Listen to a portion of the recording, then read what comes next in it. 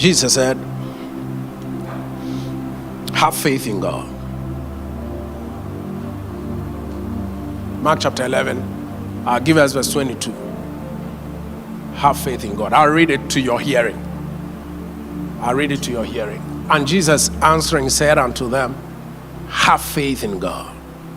Have faith in God. Because verily I say unto you, that whosoever shall say unto this mountain, you see, this mountain is one of the requests. So, be thou removed, and be thou cast into the sea. Look at it. And shall not doubt in his heart.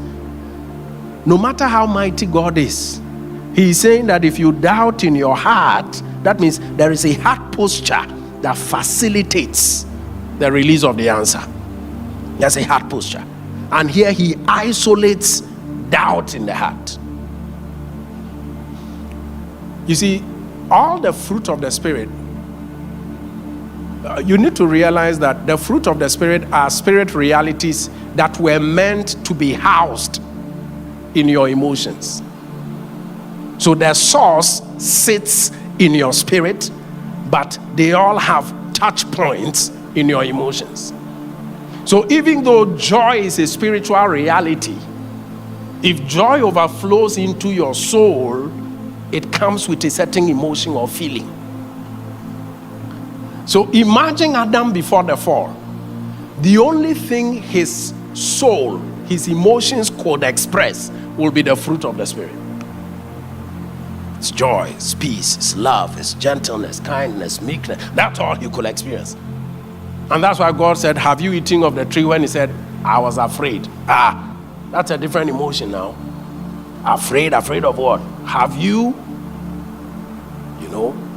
So when Jesus says, and shall not doubt in his heart, then that means doubt, even though is a negative spirit reality or a negative spirit emotion, can actually attach itself to your heart. Now, when we say your heart, it's not just the beating organ in your chest. Your heart is your seat of thought, of feeling, thinking, disposition. So if you really look at it, your heart embraces your soul. That's your heart. So there is feeling in your heart. There is thought or thinking in your heart. There is reasoning in your heart. Sometimes you will see Jesus wondering, why are you reasoning these things in your heart? You know? So there is reasoning capacity in your heart. There is feeling capacity in your heart. So your heart is big. Your heart is a serious organ, not the physical one beating here. That's why Jesus says, out of the heart proceeds all evil thoughts. So thoughts come from the heart. So what we're doing is treatment. If you don't treat your heart, your prayers will go nowhere. This is important, very critical. So he says, for verily I say unto you, that whosoever shall say unto this mountain, be thou removed, and be thou cast into the sea, and shall not doubt in his heart.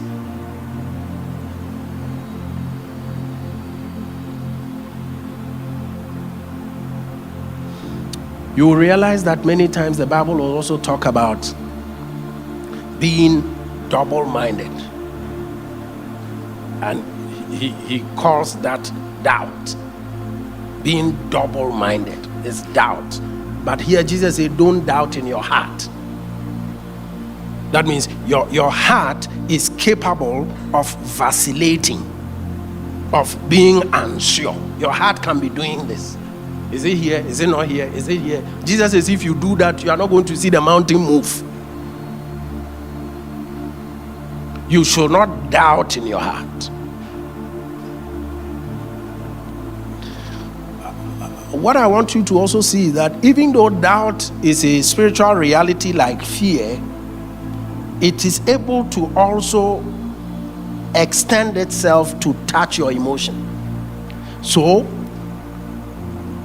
if you're a good student of yourself, you can realize that is if you're able to know that I'm doubting. If you can capture that I'm doubting now, you can actually trace to see the kind of emotion or feeling that goes with the doubt. In the same vein, if you are in faith, you can also extend it to see the feeling, because faith has its feelings. So even though faith is not feeling, faith has feelings. That means when you are in faith, it's not fear you are feeling, it's not uncertainty you are feeling. When you are in faith, you are not feeling anxious. When you are in faith, you are not feeling worried. But when you are doubting, you will see that these feelings, they also come together with it. So when he says shall not doubt in his heart, don't over spiritualize it. Don't over spiritualize even faith.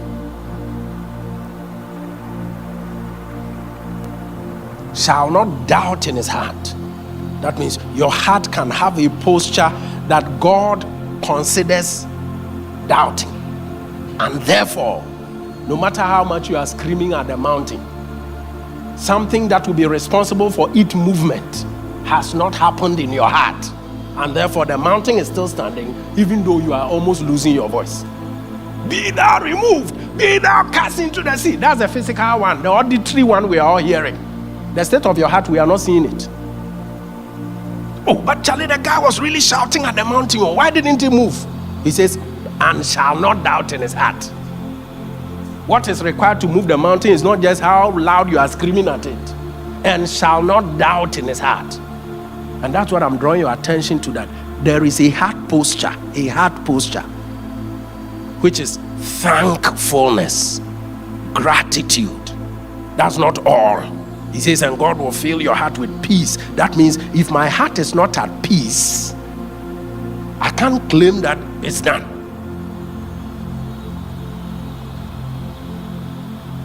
You must press into this thing until you break into a peace concerning that situation. Then your heart is in the right posture to be able to receive the answer from the Lord. Please, this is important too. It's a prayer service, but what's the use of praying when my heart is not in the right posture? I'll lose my voice and get nothing. That's all I got, a lost voice. This is important, please.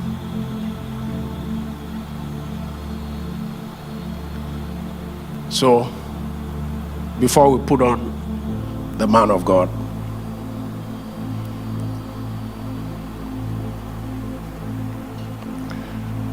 we looked at the scripture about 2 weeks ago.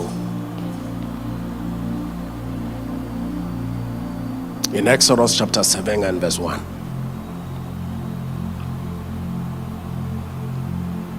Exodus chapter 7 and verse 1. We prime our heart and then I put on the man of God.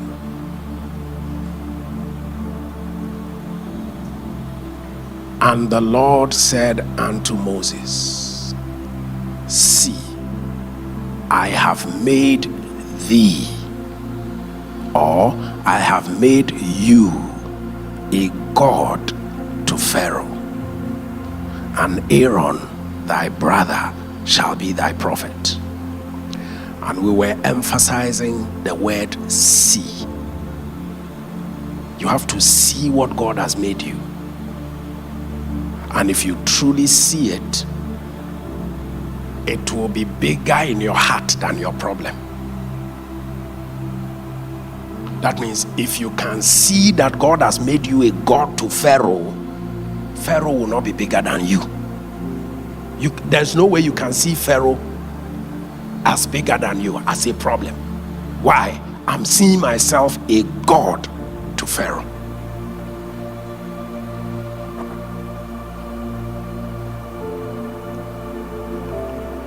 The risk we run is to stumble on these spiritual truths and keep moving without allowing it to settle in us and become a part of us,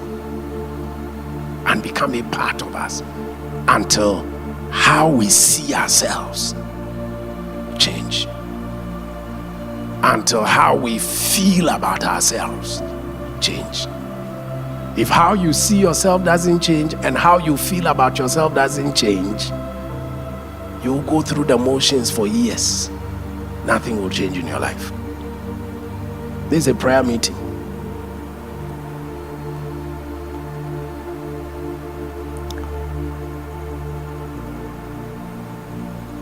Please understand this. In the CIC yesterday, I realized that quite a number of people were very interested in the outcome of consciousness, the outcome of awareness. And I'm not picking on my friend who raised that, but just for us to learn, there was a concern, like maybe I'm praying for somebody who is not well. As far as I'm concerned, I'm conscious, I'm aware that, by his stripes we are healed. I'm aware of that, I'm conscious of that. But I went to pray and nothing happened as far as we are concerned.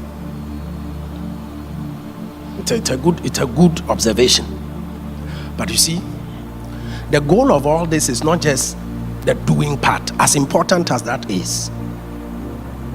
It's about the being part.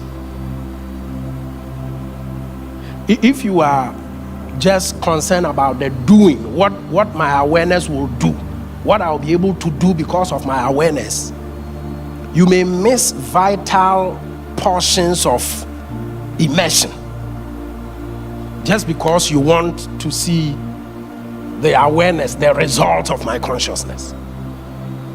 But there is no way you can be settled, grounded in the being of being conscious,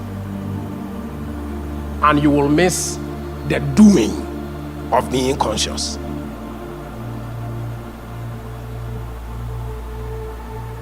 So this scripture says, see, I have made you a God to Pharaoh.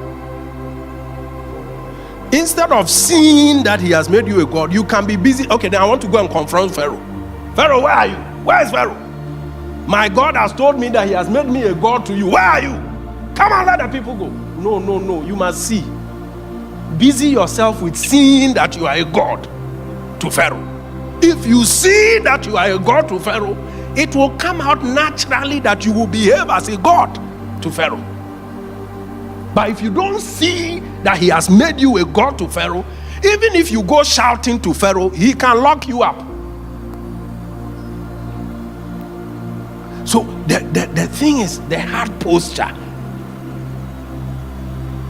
becoming it, seeing yourself as it, seeing yourself as it. He has made me a God to Pharaoh.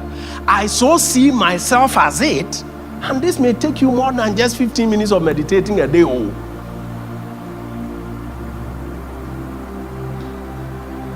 I see myself as it. I see myself with it. I see myself as it. Now I see myself indeed as a God over Pharaoh. I can see myself as it. When you focus on being it, the Bible said he called unto him the 12 that they might be with him, that he may send them or might send them to preach. So he called them to be with him, the being with him, before he will send them to the doing of the preaching. So his focus is being with him. Being. Sit in the awareness, sit in it. Sit in the awareness. Let the awareness aware you are until naturally you are behaving the awareness. Don't be in a rush to go and do the awareness. I've lived for over 40 something years now. Now, this thing is dawning on me, and I want to do what I have not done in 40 something years. The week I had the awareness thing. How aware am I? So we need to stay there. Stay there. See that I have made you a God to Pharaoh. See it until naturally when you meet Pharaoh, you are not even afraid. Naturally. But some of you are still afraid of diseases. And you want to dominate. So we say, let's go and pray for somebody. The first thing is that I hope I won't be infected. That's what is on your mind. And then you are shouting on top of your voice. God sees the heart, not the scream. Go out! And you are afraid of a demon. So that means you are not aware enough that you are a God to this thing. So even though you are shouting, come out, you are afraid of the demon. And the devil is intelligent. He knows that this sister is afraid. Out of this crowd, this one is afraid. He's intelligent. You see. So don't be. See, I have made you a God. It's a hard posture. If you have not seen long enough to believe what you are seeing, continue seeing that He has made me a God over my problems. He has made me a God over my challenges. Continue seeing. It may take you 3 months of just seeing yourself until about them. It has entered you. You see yourself. You know, the Lord spoke to me and the Spirit entered me and set me upon my feet. You see, it's not like the Lord spoke to me and I stood up. No, the Spirit entered. The Spirit set me on my feet. I saw myself as a God to Pharaoh. I didn't even know when I started marching towards Egypt. You see, then it's an awareness. It's a hard thing. It's a hard thing. If it's not in your heart, you'll be screaming, but you are afraid in your heart. You'll be shouting, we are more than conquerors, but you are afraid in your heart. You'll be shouting, I have dominion over the fish of the sea, over the fowl of the air. You see tilapia, you are running away. The thing has not sunk. No, this is true. I went to South Africa last year, and we entered a house. Man of God, me those days when this faith thing came, I talked to dogs. No, but I saw the size of a dog. My dominion mandate was challenged. I saw the thing just changed, and when he barked, but you thought you were in charge. You have come to take the land of South Africa, and you are running away from a dog. You see how this thing, but you are wasting everybody's time. When you should sit with the word until this thing becomes a part of you. Not so for young vampire, ya basi ya vampire, then casa baby, some pine and co baby, no crack. And pine and wabasa oberbono say, who are Kumama and co baby? You have to, that thing must saturate you that I'm a God to Pharaoh, I'm a God to my problem. Until now, you are not afraid of your problem. Since you see, let's have dominion. Dominion, man. They call you, there is this bill, and you are shaking. But Jesus wants to bring you to a place where if they bring 5 loaves of bread and you have 5,000 men to feed man, women and children, he said, let the men sit down in companies of 50. Are you mad? We have only 5 bread, 5 loaves, 5,000 men. We've not counted the women, we've not counted the children. And you are saying what? Let the men sit down. Let them sit down in companies of 50s so that we do what to them? That thing is just 5 loaves. So he's not even afraid. That's the awareness we are talking about. That's the awareness. So that's the degree of awareness. They send a message to him. Your friend Lazarus is sick. Please come and heal him. Jesus says, this sickness is not unto death. Okay. And then he stayed 2 more days. By the time he comes, Martha hears that Jesus is coming. He runs to meet him on the way. If you had been here, Lord, my brother will not have died. That's Martha's awareness. My awareness is that if you were here, he wouldn't have died. But in my awareness, now that he's dead, it's good you've come, but we don't need you at this time. It's an awareness. Jesus is sleeping in the boat. Water has come into the ship. What is the awareness of the disciples? Charlie, get a pan. You to get this one. Let's fetch. It's an awareness. We are fetching the water. That means in our awareness, the only solution we can see is fetching the water out of the boat. You can live your whole life like that. They wake up Jesus from sleep. His awareness is, okay, peace, be still. Do you know that the disciples couldn't think that you can speak to the storm? It's not in the awareness. It's not one of the options. You can live your whole life never thinking about something that can change your situation in a minute. Because you are not in that awareness. It won't even come to your mind. A ceiling. Your awareness is a roof on your head. You can't go beyond it unless you change the awareness. But who person with the wrong awareness? I'm your pastor. I have to tell. Yes, how we waste our time. We waste our time. What do you mean, Ghana? By now, Ghana should be the headquarters of the will of God in the world. Awareness near off, vampire near more. So Martha says, if you had come early, my brother wouldn't have died. Look at what Jesus says. Your brother will live again. Look at the awareness. Oh, he will live again. Is that what you say? Oh, and they're sorry. Can I say me about now? Bibi cross him in Tina meant to me ambano. That's your awareness. Jesus says your brother will live again. Look at Martha's awareness. I know he will resurrect on the resurrection day, on the last day.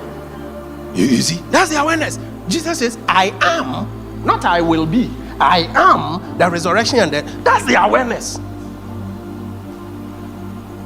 Then Mary also comes and says, oh Lord, if you had been here earlier, I said, didn't I tell you that if you believe you should see the glory of God? Where have you laid him? Look, Jesus' awareness. Moving towards the solution. They say, oh Lord, by now he's thinketh. That's the awareness. This thing we're talking about is life. It's life. So don't be in a hurry to do the deeds of awareness. Let's focus on the being of be aware of what God has made you to your problems. And then now you are coming into prayer with that superior mentality. That even your problems, they are not a problem. It's just training for you. That's what Caleb said. He said, all these giants, they are bread for us. Come on, that's an awareness. Bread? We are grasshoppers. No, they are bread for us. Look at somebody's awareness. Can you see your problem as bread? That means I can see money in this problem. That's, in those days, in the 60s, when you say bread in America, it means cash. Oh, can you give me some bread? Bread is money. Money, it used to be bread. Language evolved. So now when you say bread, we are looking at brodo. But those days, when you say bread, it's money. So when the person says, this problem is bread for us, that means I can see some cash in this problem. Let's go at once and take it. That's the problem that will make somebody cry. Somebody says, I'm rich now. I'm rich. It's an awareness. Out of the over 2 million people who came out of Egypt, only 2 had the awareness. And some are here can walk. And yet church growth has more. It's quality people. Out of the millions that came out of Egypt, they had an awareness that we can take the promised land. Do you know that all the people who came out, they all died in the wilderness? Only 2 people entered the promised land who originally came out of Egypt. Just because of awareness. That God has called you doesn't mean you will fulfill it. I mean, kind of credential. That you have a destiny. It doesn't mean you in your current awareness, you can fulfill that destiny. You will be a problem to your destiny. The way you are thinking right now. You'll be a problem. You will fight what God is doing in your life.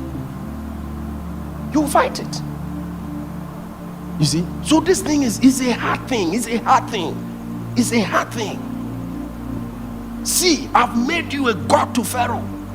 Don't be in a rush to go and confront Pharaoh. See first. See first. Settle down and see there until you see Pharaoh even bow. Before you even go there. Don't just say, Pastor Burckson say God has made us a God to Pharaoh and you are going to confront Pharaoh without seeing. They will bring your casket back. Without seeing. Because Pharaoh is not joking. Don't think it's a play. Pharaoh is not joking. You see? So you come with an awareness that just paralyzes him. Let my people go. Who is talking? Moses. What? Something has happened to this guy. Let my people go. Let them go, that they may serve me. The guy who is talking sees himself as a god over Pharaoh. Are you already seeing yourself as a god to the problem you are dealing with? Or your problem is still very powerful, very big? Please understand this. Please. Then our prayers will be effective. Amen. All right. This thing we've done, we've prayed. Okay. So I have the honor.